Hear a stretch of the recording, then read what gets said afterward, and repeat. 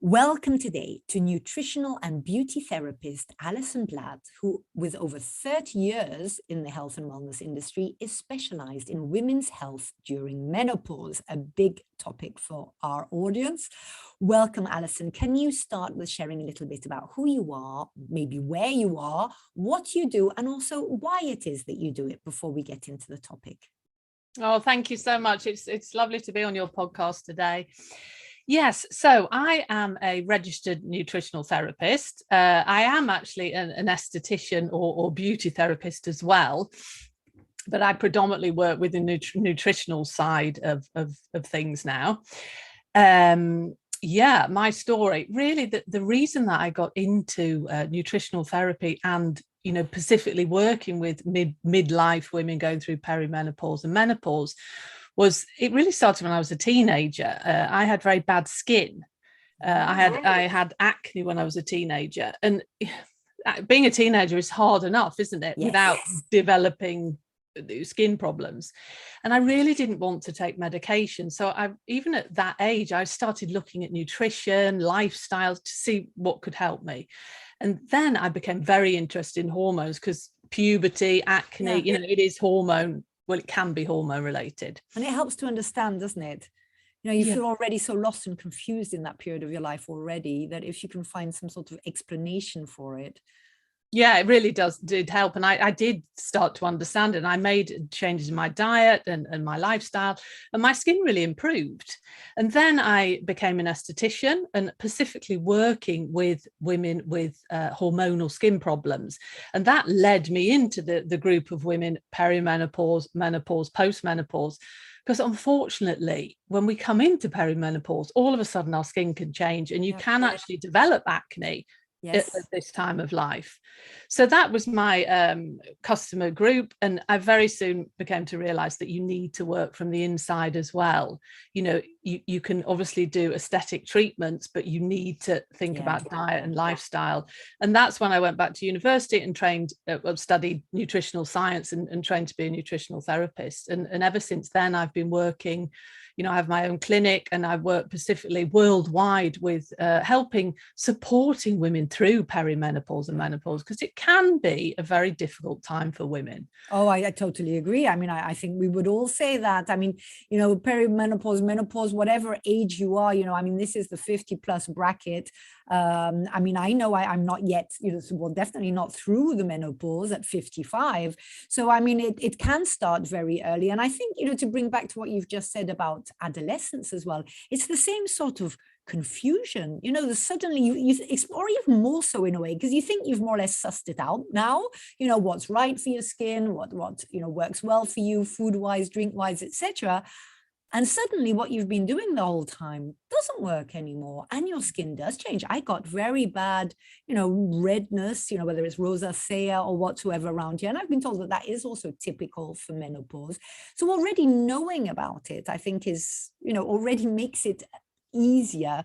And then, of course, being able to talk about it, having more and more groups of women in particular who talk about this. So, Allison, I hear a very British accent, right? Yes, I am British, but I actually live in Sweden. So okay. I'm in just outside Stockholm. That must be love, right? Of course. Yes.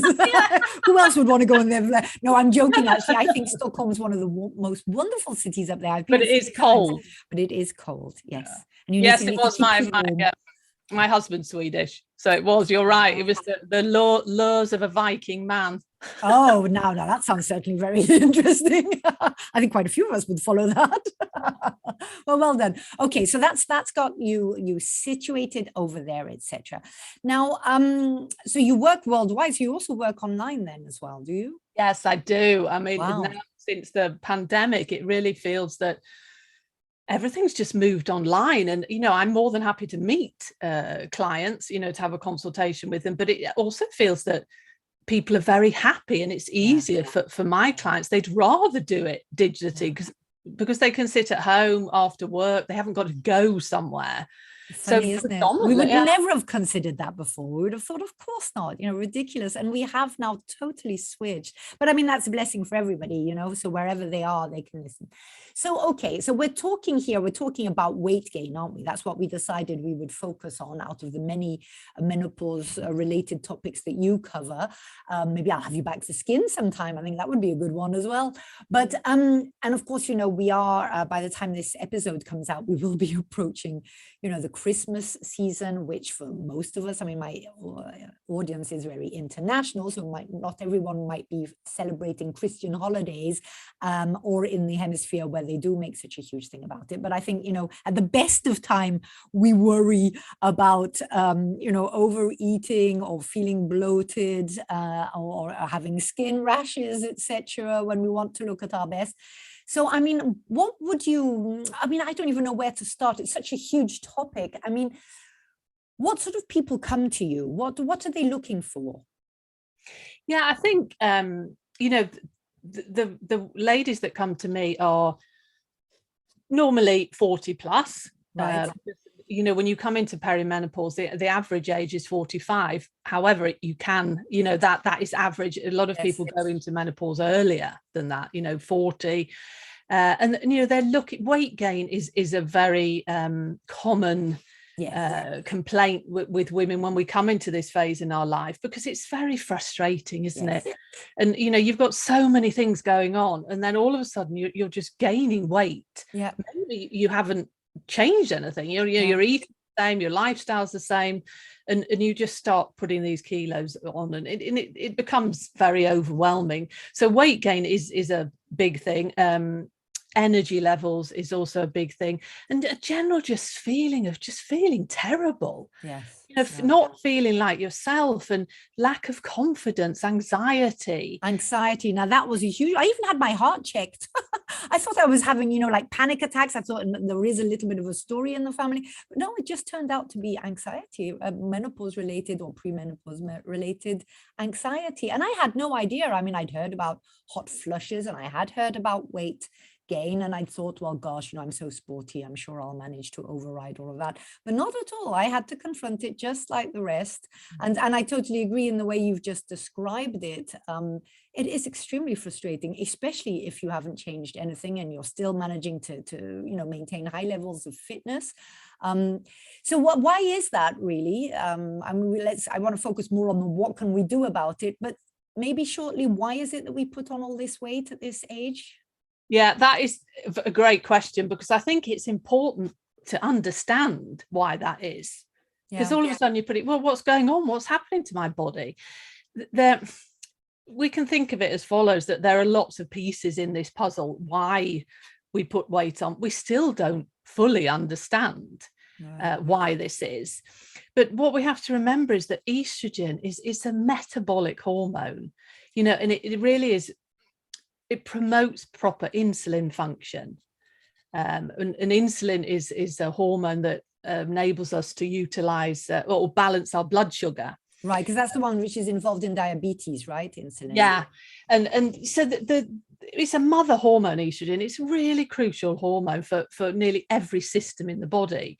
We have what we call estrogen receptors all over our body. So when the levels start to decline, it really affects everything, and weight is one of them, because of the metabolic changes that happen when you're lacking in estrogen.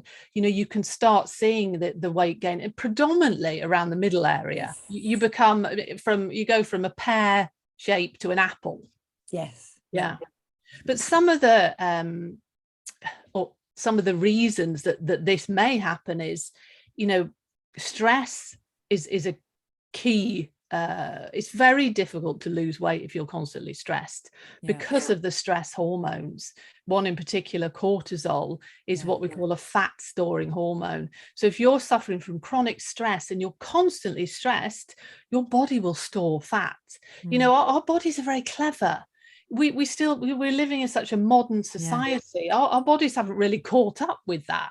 So for stress, they think we're under attack, right? They think that there's, our life is in danger. And so it sort of automatically turns on all the survival buttons. Whereas our stress is, of course, not a life and death one nowadays. But we haven't yet learned to make the difference, have we? No, we haven't. And like you say, our bodies think, oh, okay, we're stressed. I'm running away from danger. I need to conserve energy. Yeah. So it conserves energy. It shoots your blood sugar up because you need energy. And then that energy will be stored as fat. So managing stress is crucial. Stress is a big thing for weight gain. What is your advice for that? I mean, are we talking about breathing exercises? Are we talking about doing yoga, meditation? I mean, I don't know. I seem to do all of that and it works while I'm doing it. But then somehow, I don't know, it doesn't stay. I think it's that when I work with my clients, we find something that works for them. Okay. Because the last thing you want to happen is to say, oh, I think you should do this and meditate for an hour and go to yoga, because then it will just become another stress. Yes, exactly. Yeah. Even if, you really need to sit down and do a stress audit. Think and make that time to think about how you can make small changes in your life to manage your stress, because we all make excuses, don't we? I mean, I do it myself. When you say, oh, I haven't got time, if you don't make time, then you will eventually probably have to make time when you become so stressed. Yeah, that is a mind switch we need to do, because I think in particular stuff like mindfulness, let's say yoga à la rigueur, you're doing, I know, I feel like, okay, I follow my program, I'm in it, but mindfulness seems a bit like, yeah, well, I've got lots of things to do here, and I'm just sort of sitting here staring at a candle. So it does tend to, but you're quite right. So there are various ways. And one important thing is to find, well, which one comes most naturally to you. Yeah, but even if it's just going for a walk for 5 minutes, you don't have to spend an hour. Deep breathing. I'm a big fan of deep breathing. If you're at work, if you're sat in front of a computer and you're starting to feel like overwhelmed, just take a few deep breaths. Right. It's amazing the effect that has on your body. It's actually impossible, virtually impossible, to be stressed if you're breathing deeply, because it sends signals to your brain that everything's okay. Right. Yeah, the tiger runs away then. There's no more tiger. I've survived. The tiger didn't eat me. Now I can breathe. So I suppose then it's a question of course, we're not doing that all day, but maybe monitoring it regularly and realizing that if we are breathing a little bit too much from the top and feeling tension, etc., that then it's time to just take 5 minutes and readjust and just do that a few times during the day. Yeah. Find something, even if it's just as simple as having a cup of tea and staring out the window. Yes. I mean, it doesn't have to be a huge, big process that, meditation is fantastic. And if you can do that, great, but it isn't for everyone. Yeah. And it's the same with yoga. Some people love it. And I think yoga is fantastic, but it's not everybody's cup of tea. I agree. Yeah, I agree. I adore it. I think I would probably killed lots of people by now if I didn't have yoga in my life. But I mean, I know lots of people who sort of look at me and they're like, yoga, no way, Jose. That's not my thing. Just, And I mean, even reading, just sitting somewhere, having time for yourself and reading, because if weight management is your goal, you really need to look at stress, because that is a huge thing. But another thing that we have to think of as well when we come into perimenopause is that we can't blame everything on the menopause when it comes to weight gain, because the natural aging process, one thing, we lose muscle, and muscle is, muscles are, we really want to keep our muscles because they use energy.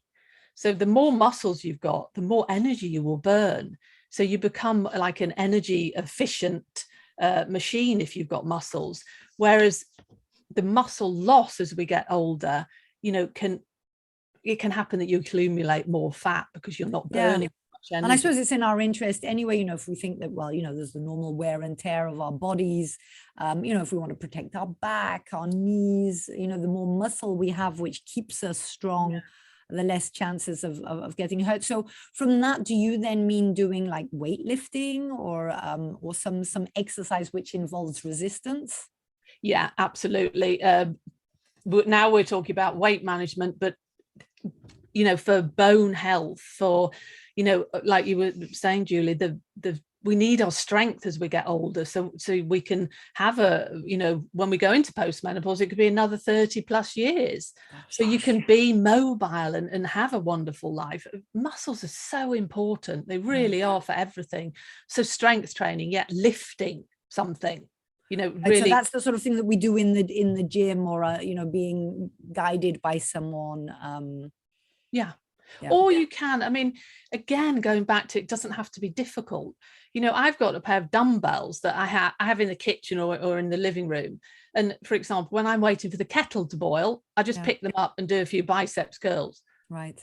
Even if it's, you know, and if you do that a couple of times a day, it's actually a fair amount of lifting you're doing. You know, find something that works for you, but it's really crucial, strength training, also for bone health. I think that's something that does do with being repeated, because of course lots of women in this age bracket, you know, might not have been sporty before, but would certainly not think, you know, like, goodness gracious, it's not now that I'm going to start, you know, turning into a bodybuilder and shifting these huge weights in the gym and all of that. But indeed, it doesn't need to be that way, but there does have to be some resistance. We're not talking about doing a few half-hearted squats. You know, there does need to be some sort of resistance. I had a personal trainer on the show not long ago, Jess, and she said, you know, even at the gym, she sees lots of women who are there, but it looks as if they're ironing. You know, they're not really doing anything. Well, they're just sliding stuff around rather than literally doing it. And I agree with you. I have dumbbells in my sitting room too, and I do a little morning sort of yoga routine, more to just, you know, get my body supple again after sleeping. And I do perhaps 5 minutes. And I get comments at the gym for, gosh, you know, what else do you do to have muscles like that? And I think I do absolutely nothing. Yoga, yes, okay, it does involve muscles as well. But I mean, I do not really weight train. I do not go to weightlifting classes, etc.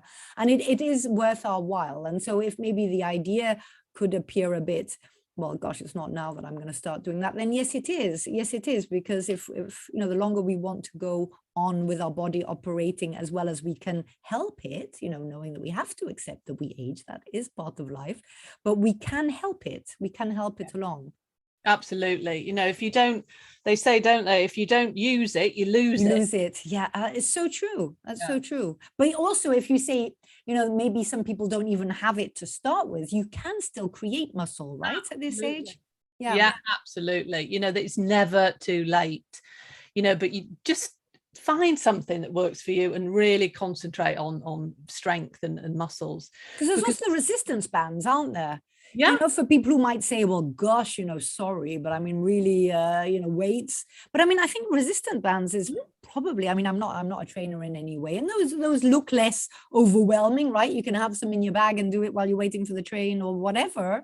You know, it's just whatever works for you. Okay, so we need to de-stress. We need to work on our muscles. So that the loss of muscle really comes under the aging process. And then also what happens when we age is that we increase our fat mass, you know, through the natural aging process. And also what happens is that we become, not everyone, but it can happen that we become less active. You know, when you've got all these menopausal symptoms going on and you're maybe feeling exhausted, you may be feeling anxious, overwhelmed, it doesn't really stimulate you to want to go for a long walk, or so you become less active. And you can also, you know, lose your body confidence.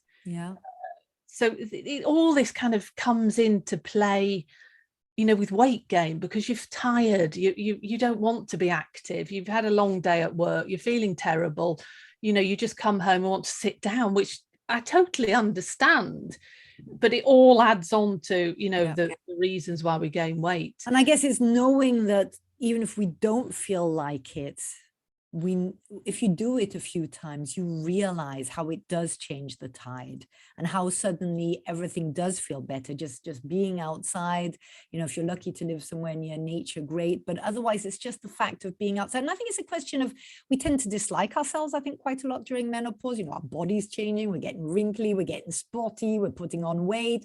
You know, we're not really our own best friend, but at least having done something, it gives you a little bit more of a, see, good girl, I looked after myself, which can then get you out of that negative spiral and into a more positive one. Now, if we're talking about, so this weight gain, and, you know, again, as I say, we're in this coming up to the Christmas run. I mean, we've got the staying clear of the stress and the working on the muscles. From a food or eating or drinking point of view, what would your advice be? Yeah, I mean, it's so with weight, well, I think the main thing that we have to think about is that there is no easy fix, unfortunately.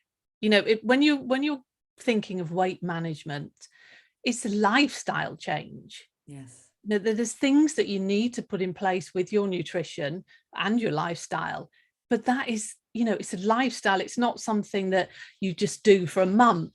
Yeah. Because, you know, it's proven in many different research papers that dieting, as in like crash dieting, fad dieting, doesn't work. I think most of us by now have tried it many times and would agree with you that that does not work. So you really need to look at what you're eating. The key thing, especially when we come into perimenopause and menopause, is to really keep your blood sugar balanced. Right. And think, but because of the metabolic changes, you know, we really need to think about cutting down. One thing is you can't eat the amount that you ate when you were 20 or 30. Okay. Because your metabolism slows down. So you have to think of portion control, but you also have to think of, you know, eating a balanced plate. So, you know, so you've got protein, you've got carbohydrates from vegetables, and then you've got healthy fats. Yeah. That is what you want to be eating. And just one thing that people should take away from today, especially for menopausal women, is to avoid the processed refined foods, because again, they've been shown in studies to make menopausal symptoms worse. They're not nutritious. You want to think about avoiding the word diet and think, I'm going to nurture my body with nourishing foods. I choose not to eat foods that aren't going to nourish my body. And really thinking about when we talk about blood sugar, which is key for menopausal women. So basically what happens is when we eat food, when we eat carbohydrates that turn into glucose and our body utilizes for energy, when you eat a carbohydrate, your body produces a hormone called insulin. And insulin, it's kind of, if you can liken it to a key that opens up the cell that allows the glucose to go in and be utilized. Okay. And this is really important when you eat carbohydrate foods or sugary foods, because your blood sugar goes up, and we don't want high blood sugar. So then your body produces insulin. The key opens up the cell, and the body utilizes the energy, and your insulin levels go down. But what happens when your insulin levels crash? Your body's like, oh no, we don't like this because the blood sugar's too low. So give me more, give me more. Yeah, and it makes you crave, the typical refined carbohydrates like cakes, biscuits, bagels, white bread. Yeah. And you just go into this roller coaster of eating constantly because you're not eating the right things. And not feeling in charge at all, feeling like there's some sort of demon in you, which is you're like, whoa, who's in charge here? Yeah. And insulin is, again, a fat storing hormone. And there's so much, it's fascinating because there's so much research coming out now on how, we need to manage insulin levels for weight loss. Because if you keep your insulin levels like on a good balance, your body won't store fat. Right. When you're talking about weight management, when I work with clients, I recommend that they, cut down on carbohydrates. I would never recommend that people eat refined foods, but the starchy sort of carbohydrates, like your whole grain rice, potatoes. There's nothing wrong with them. But if you're on a weight plan, like management, just cut down. So for example, your plate could look like you could have a piece of chicken and then fill up on vegetables. So, things like broccoli, cabbage, or salads, and then have some lovely olive oil over the salad. But really think about cutting down on carbohydrates, because what happens is that makes your body into what we call a fat burning machine. So if you haven't got these high insulin levels, and your body's not constantly got glucose in your blood system, it will turn to burning fat. Right. I'm sure you've heard of the word that the ketogenic diets. That isn't something that I'm suggesting, but if you really cut down on carbohydrates, your body will burn fat. So by carbohydrates, we're talking about things like so pasta, potatoes, rice, bread, all of the, well, I say all the white things, all the white refined products. Because what about the brown ones? What about brown bread, brown rice? That perfectly less, okay, right? They've got fiber, they're nice products, but when we're talking about weight management, I would say to even cut back on those initially, to really, and you won't be hungry. I think a lot of the time we worry we're going to be hungry, don't we? I think we get scared we're going to be hungry, even though, come on, in our society, we don't go hungry. It's more of a habit, isn't it? Having carbohydrates on your plate, like rice or bread or potatoes. And there's nothing wrong with potatoes. I think potatoes are wonderful. But when you're looking at managing weight, you need to look at your plate and think about what you're actually eating. And protein is key, so more, can you up your protein? So more, eggs or I'm a vegetarian, so but I do eat fish. Okay, so it's really balancing that out. And okay, so I'm hearing you say, okay, the processed food as well, but so then also glucose, it's also like alcohol, isn't it? Yeah, you have to be careful what you're drinking, because don't drink your calories. Alcohol is not a menopausal woman's friend. I found that out the hard way. And I used to be quite a party girl. Not that I didn't have a problem with alcohol at all. I would be very good during the week, but I like my drinks. I liked wine and champagne and gin and tonic and margaritas, and Friday would be like, party time. I have practically stopped entirely drinking because it was making me really ill. Sweats, headaches, stomach problems, couldn't sleep. And at some point I just had to face that is what it was, and it has changed everything. It really has. I'm totally the same, Julie.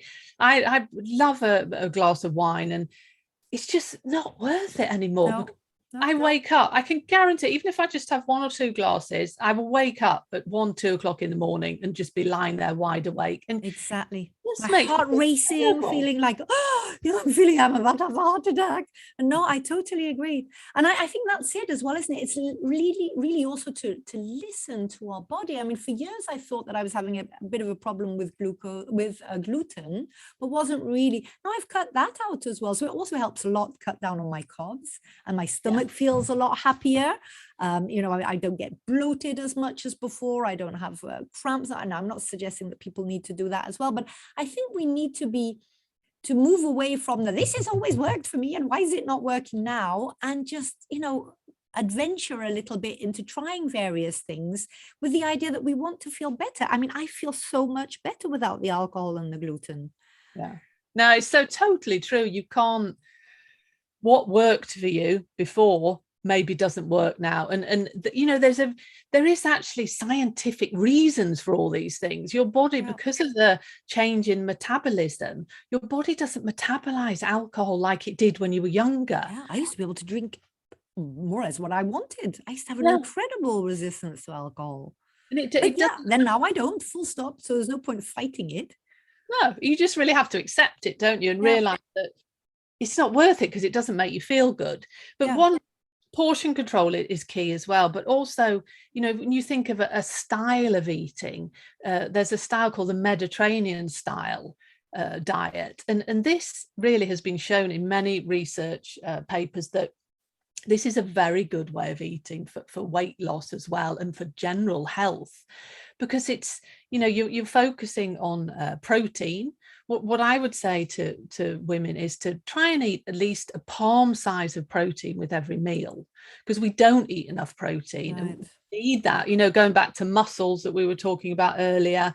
And protein actually makes you feel satisfied. It does. Yeah. You can't eat a lot of protein. it's very filling. So if you eat protein, you will feel more satisfied, and you won't get the cravings. You will feel that you don't need to eat, you don't need to snack all the time. So a Mediterranean diet, you've got all your lovely proteins like your fish, your chicken. If you're a vegetarian or vegan, you can look at soya products, all the wonderful nuts and seeds. You've got your vegetables, and then you've got your healthy fats, and there's they eat a lot of nuts and seeds and legumes and beans and fats. So I know the era that I grew up in, fat was, it was a swear word. Yes. There wasn't fat in anything. You had to get it out of everything. But there's so much difference between the fats that we eat, and we want to eat the healthy fats like avocado, olive oil, nuts and seeds, coconut butter, ghee. All of those fats are great for us. It's the refined vegetable oils and all the trans fats and hydrogenated fats that are terrible for our health. So really, you don't need to be scared of fats. Our body needs healthy fats. Healthy fats, right? Because I've just realized the time, and we're actually over already. But so we've covered a lot of ground, and we've talked about stress. We've talked about building muscle. We've talked about balancing our blood sugar. We're talking about avoiding processed refined foods, about nurturing and lifestyle rather than diet, about managing insulin and the carbs. So looking at all of that. So basically, I'm hearing you say, eat whole foods and in balance. Yeah. Right. You were talking about water as well, weren't you? I mean, I saw water was on one of your tips. So a lot of water, right? At least 2 liters a day. It does vary depending on how active you are. If you're working out a lot, you would maybe need more, but increase your water intake.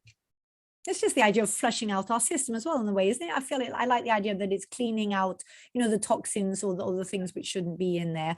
And I know we don't have time to get into it now, but one of your points had been to have a kitchen audit, right? And to realize, or to take stock of what are the foods which do trigger you, and find a healthy replacement for them.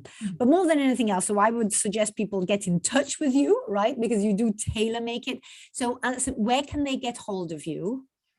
Yeah, I think the best place is through my website, which is AllisonBladh.com, and that's BLADH. Also on there, I have a resources page with lots of lovely ebooks and free downloads. And I'm on all social media, Instagram, TikTok, Twitter, Allison Bladh. You'll find me. And I'll make sure all of that is in the show notes. Sorry to have to rush the end. Allison, if you have more to say, please come back. We can cover many episodes on this. And it's all about, making ourselves the best we can be for these years so that we can live many, many more years with as much energy and happiness about ourselves and wellness as we can. So thank you very, very much, Allison. Take care, all of you. You will be listening to this in the come up to the Christmas season. So no need to be worried. Work out your plan based on the tips that Allison has given us here today, and enjoy, because that's what it's all about. Thank you.